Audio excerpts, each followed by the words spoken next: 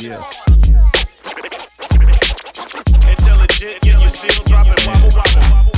For my hustler. It's for my hustler. Bad and all my hustler. Look, you a bad bitch, I'm a cool. Chasing dollar bills, squares trying to get with ya. On the dance floor, take it to that other level. They party like rock stars, I'm more like heavy metal. I can't resist the urge to holler when I see you twerk. Got the urge to pull it out right now and make you work. Tight frame shaped up like. Happy homecoming, baby. SpelHouse 2019. Happy homecoming, baby. About to make things happen out here. That boy E-Double, Aaron in the house, straight up, Morehouse. Legends, man. Let's go.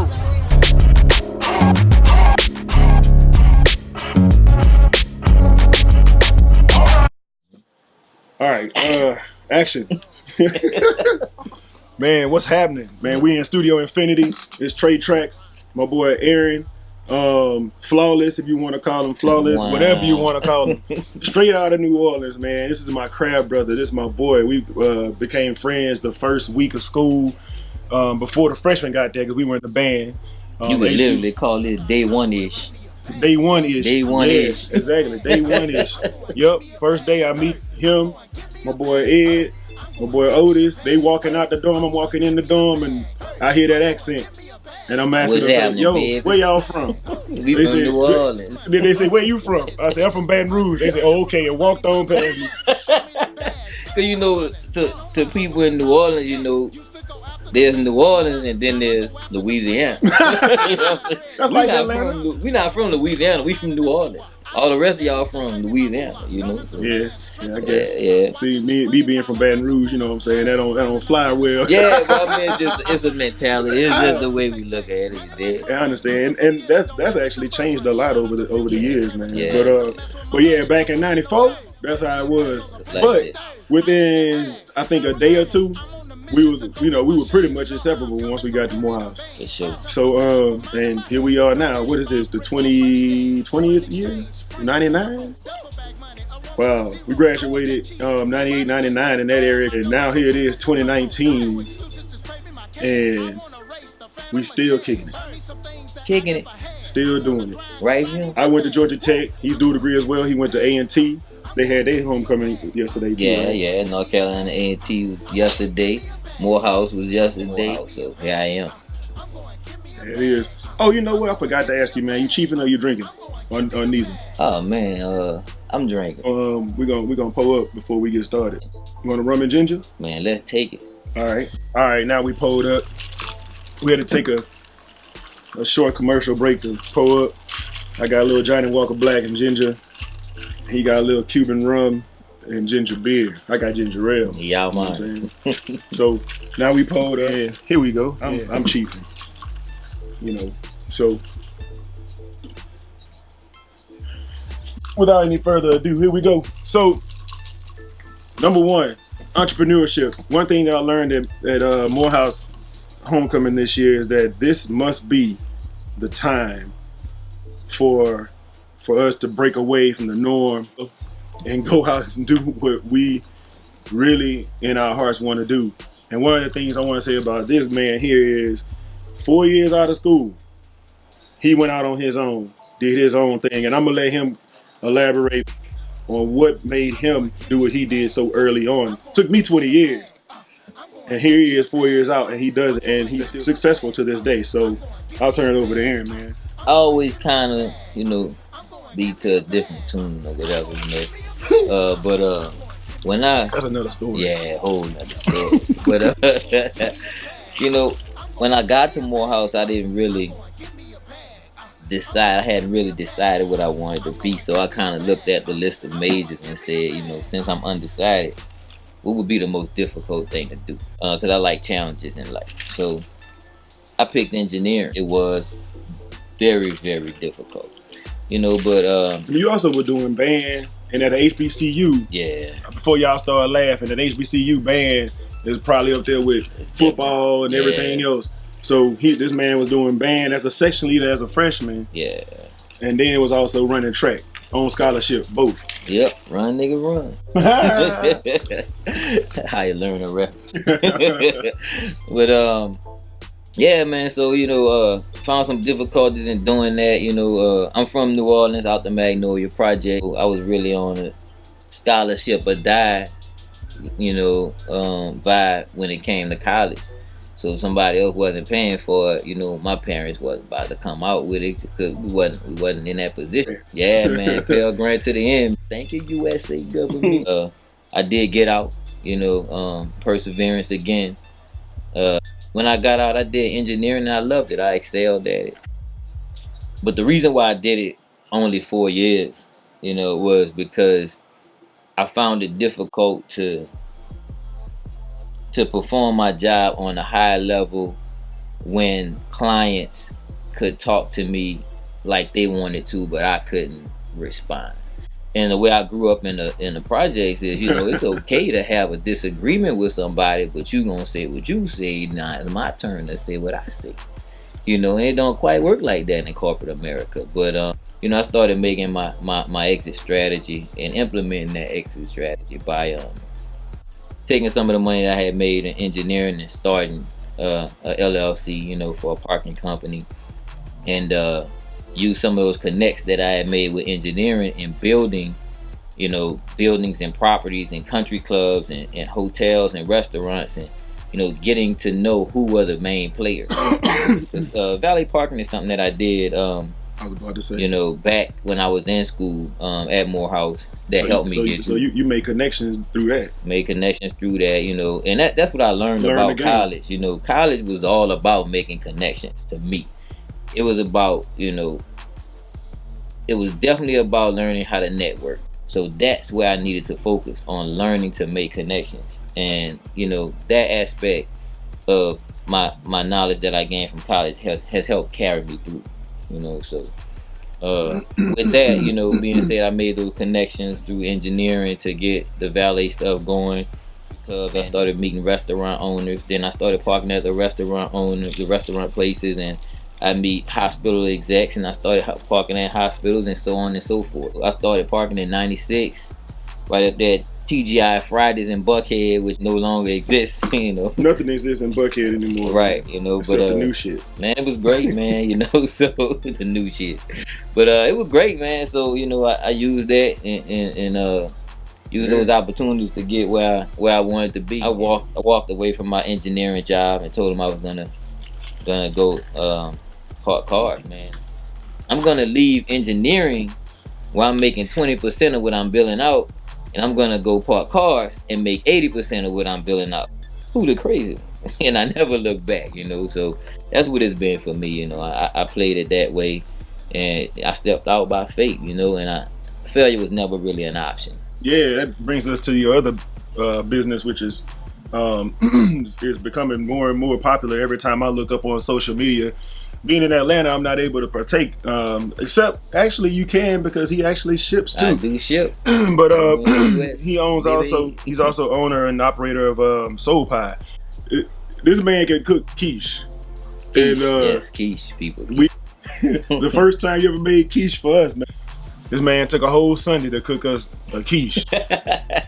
That mug wasn't good. It was about to be a problem, but it was definitely good. But it took all Sunday. So I was surprised when he said that he was going to actually start a business and be able to mass produce these quiches, especially with the type of flavors he's doing. So what's up with Soul Pie, man? So Soul Pie is my food truck that I started during Essence of 2018. So it's been operable, a little over a year now. We're on social media, Facebook and Instagram at Soul Pie Nola.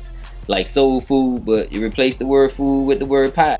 And that's exactly what the concept is. It's soul food in a pie format. We have all types of crazy flavors that intrigue the palate. So if you ever down in New Orleans, anything, look for us. Follow us on Instagram, Facebook, see where we are.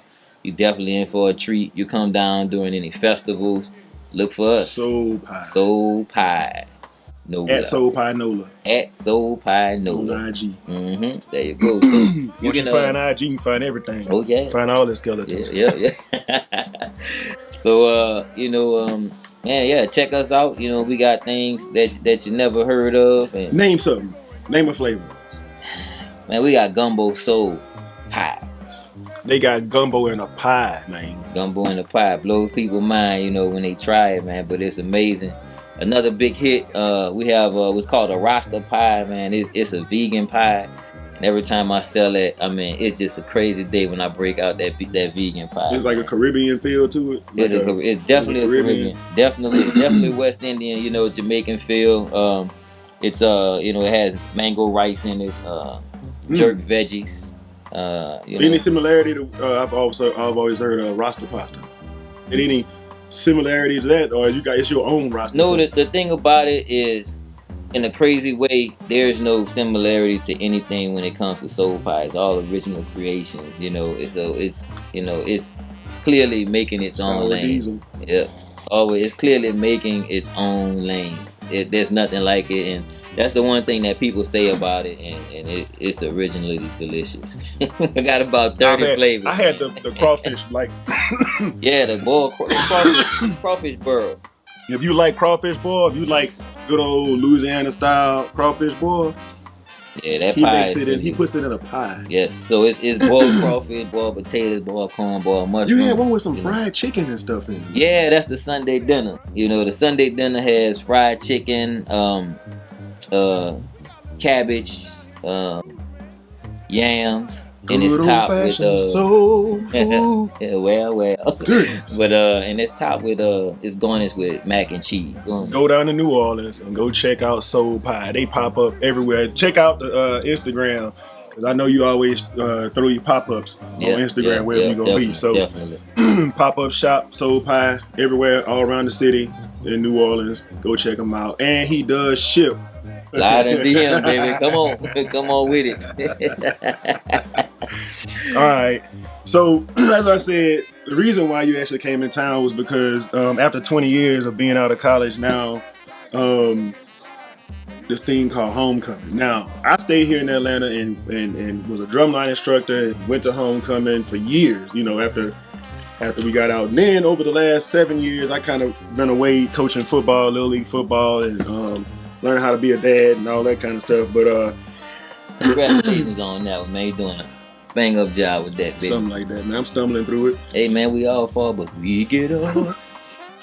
We did our homecoming weekend. Started on Thursday night. Mm-hmm. Went to a party at this spot called Republic. It was we basically kind of kicked it with our class, you know, throughout the whole weekend. Morehouse's homecoming tailgate is like it's not what you thinking. If you come from I grew up around Southern University. I went to Georgia Tech. It's a straight up block party. Man. They should change that sucker to the Morehouse homecoming block party. That ain't no tailgate. That's a block party. I can co-sign on that.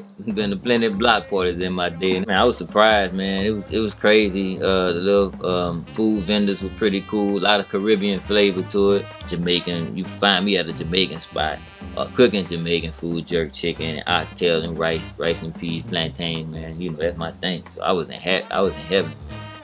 So. They gonna be hungry after they look at this. So everybody was really relaxed this time, though. I remember back in the day, it used to be kind of more like you trying to, people almost come dressed up sometimes.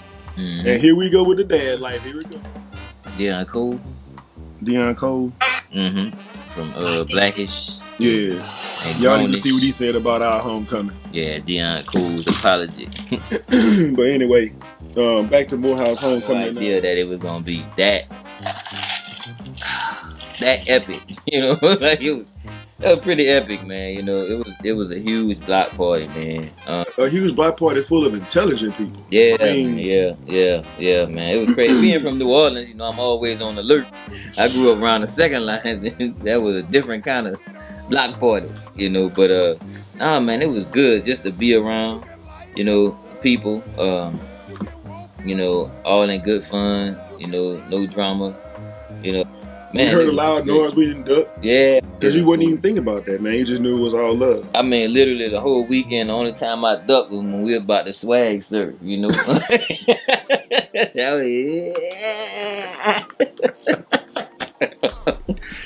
Oh, man. So that was pretty much it. Which I did here, you know, 50, 11 times. But what was your favorite part about homecoming?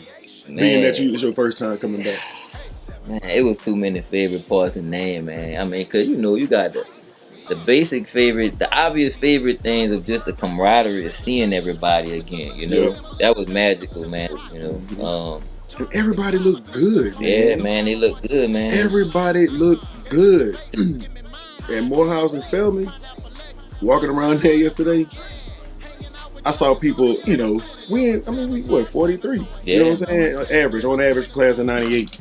And, man, everybody in there to me looked like early 30s. Early to mid 30s. Yeah, man. You know what I'm saying? We just getting grown, man. Man, when I go to my high school reunion, it look like everybody in their early 60s. I'm like, man, this is bull. What the hell? Yeah, man. Yeah. Yeah, it was definitely dope. The other years, especially when I was single, it was all about, man, let me go, see what's popping on the strip. Let me go, you a dude, man, you gazing. Word. But you're gonna forever gaze, but at the same time things change as you get older. It's like a light bulb went off in my head after about 30 minutes of being in there. Like, it's so much brain power in here. Did I tell you that the most important thing about college is networking? It was so much brain power out there, man. Yeah. So much, brain power with swag, man. Like, just, it was a lot of people do a lot of positive things, and the crazy thing that tripped me out, about it, I haven't been in 20 years, and I was seeing people, and they were telling me what I've been doing. So they, although we haven't communicated, they still see you. They like telling me, social media right there, man. Social media, yeah, they telling me. Going back to what you said earlier when we was talking about what song with Swag Sir. Mm-hmm. So one thing we always do here is we always tie it back to the music or the herb or both. So we want to do a class of 98 homecoming playlist. What's the ultimate playlist? And I want to see how many people from other HBCUs heard these same songs. It was literally a block.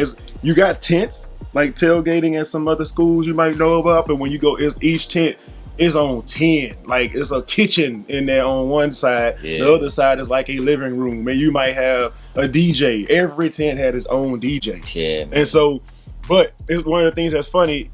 Every single DJ was basically playing the same soundtrack, and it was it was one of those things where you hear the same song, like Swag Sir. Mm-hmm. How many times that mug came on? And everybody go, hey! Like I just heard this song for the very first time. Everybody started doing their little, and it's like it's almost like you didn't just hear that sucker like 10 minutes ago. Yeah, man. Or even last night. At some point, it may have been like 3 times you heard the same song if they changed up DJs. Man, I seen people correcting people on how to properly swag. But this tells you also how much fun it was because you didn't really care. I mean, a hit is a hit. It's gonna make you move. That's why a hit is a hit. It just was funny to me that hit made people happy every time. Every single time, regardless of how many times they played. So in no particular order, we're gonna start this thing out with Swag Sir. Swag Sir. On this playlist, and we're gonna give 10. And we might be a little altered right now. Lay it down. Lay it down. You whole lay it down. Lay it down. Lay it down. 8-Ball MJG. I mean, we could contribute a lot of songs to really like 3 groups, man. Like anytime they play anything from No Limit or Cash Money or Outkast, man, that was it. And of course you got to throw in your East Coast, your Biggie, right? The stuff that was coming out during that time. But for the most part, and being that we were here in Atlanta, you hear a lot of the old school like Atlanta bass music or booty shake music. I mean, don't get it twisted now. When they play the Biggie or they played that Chicago house music and stuff, it went down still. You remember that? It's time for the percolator. Break them off something. Break them off something. I'm putting that on break you off something. that No Limit 8-Ball MJG stuff. When they play Back That Ass Up. Back That Ass Up. Oh my gosh. When they started playing that on on Dana being Dana, like a day or two before everything even kicked off, and it went off in there. Yeah. So and that thing kept going off every time it played anywhere. Back that ass up. Playlistic. Elevators, you know. I feel like, oh yeah, they might have played Elevators more than they played Southern Playlistic. Yeah. I'm gonna put Elevators on the list. Elevators. And that's what I want to understand. I want to see, like, if you at Howard, if you at A&T, if you're gonna be at Southern next week for their homecoming, go Jags anyway. But if you're gonna be at Southern's homecoming, then what's going on down there. I know you're gonna hear a lot of blues at Southern's homecoming, but it's more of a younger thing going on at and shout out to the little schools, the smaller schools. Tuskegee, I've been at their homecoming before. That was the very first homecoming. And man, cut it out. Nah, they was great. In Atlanta, man. Even Tuskegee, man, their first night, they always have their parties here in Atlanta. Who? Tuskegee. Yeah, it was pretty cool, man. It was a cool little thing, but no, it wasn't like this one. North Carolina A&T, what they call the greatest homecoming on earth. Wasn't theirs this weekend? This was this weekend also. So next year I'm gonna see you, A&T. But back to that. Be like I was. Let's see. So we got Swag Surf, A-Ball MJG, Lay It Down, Break you off something. Back That Ass Up, Juvenile, Outkast, Elevators, Frankie Beverly Mays. Before I let go. Yeah. And not the Beyonce version either. I think I'm glad I didn't hear that much. They messed up a classic. What's the song with BIGPOPP doing for the? Oh yeah, More Money, More Problems. Man. They played that. Yeah. That was popping. More Problems was popping. Was that? Who was that? His name. Yeah, I can see them and I can think of their name.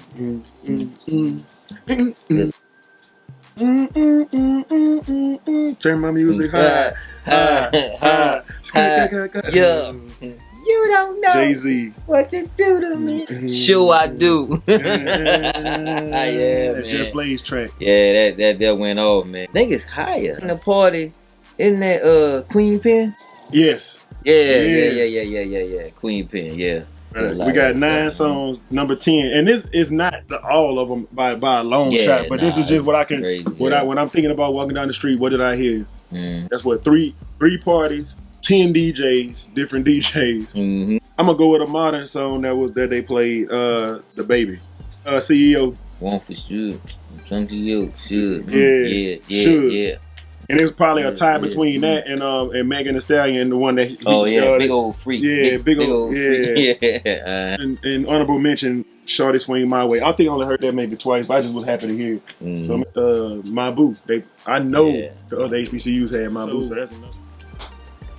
We got a 10 song playlist. That's what we heard everywhere, over and over. Mm-hmm. But every single time, it was like somebody had just heard the breakout single for their favorite group. It was in their goddamn mind. It's like, yeah. So, yeah, man. Shucks. It's been a good weekend. Yeah. The Saints won already. Yeah, and yes, being from Louisiana, he from New Orleans, so you already know he probably ain't got no choice. And me being from Baton Rouge, I ain't flying with nobody else. So, that is what it is. Morehouse won. So it was an all-together, all-around homecoming. And for me, A&T won also, so, it was dope. It was a dope weekend. And Tech didn't lose. We had a bye week. What? We had a bye week. Go Jack. But we just beat Miami the week before, so I'm not going to take nothing from the boys. They just got some stuff to learn. They got some things to work out. New coach, new system, and 13 running backs, no tight ends. What else going to happen? Safe travels to Mr. Aaron Flawless Johnson. And we about to sit back and sip some more, and chill and reminisce and recover. So with all that being said, peace, man, from the 757, man. Catch that flight. So I'm sorry. There we go. Oh, all right, we good now. We good. Yeah, man.